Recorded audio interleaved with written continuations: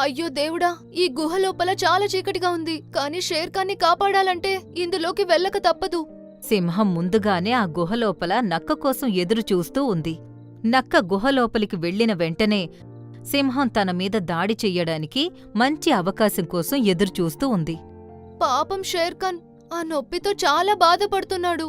భగవంతుడా, ఈ గుహ లోపల నాకు ఏం జరిగినా పర్వాలేదు, కానీ షేర్ఖాన్ అవిటితనాన్ని పోగొట్టి ఆ దానిమ్మ పండుని తప్పకుండా నాకు దొరికేలా చూడు. షేర్ఖాన్కి నయమైపోతే ఆ తర్వాత నా ప్రాణాలు పోయినా పర్వాలేదు.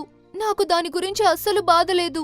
తన మాటలు విన్న సింహం మనసులో ఏదో ఆలోచన వస్తూ ఉంది. అప్పుడే దుప్పి అక్కడికి వచ్చింది. చూస్తూ నిల్చున్నావేంటి షేర్ఖాన్? వెళ్ళు, వెంటనే తన మీద దాడి చెయ్యి. నీ అవిటితనం శాశ్వతంగా దూరమైపోతుంది. తన మీద దాడి చెయ్యాలా?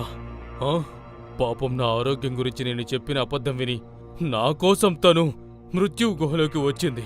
ఈ ప్రయత్నంలో తన ప్రాణాలు పోయినా పర్లేదు, కాని షేర్ఖాన్ అవిటితనం దూరం అవ్వాలనుకుంటున్న తనని నేను చంపాలా? ఏంటి నువ్వు మాట్లాడేది? అరే, తనని చంపేయి.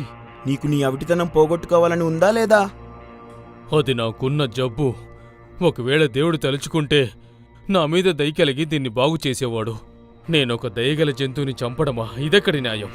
ఆ మాట విని దుప్పికి అర్థమైపోయింది తన ఉపాయం ఇక పని చెయ్యదు అని.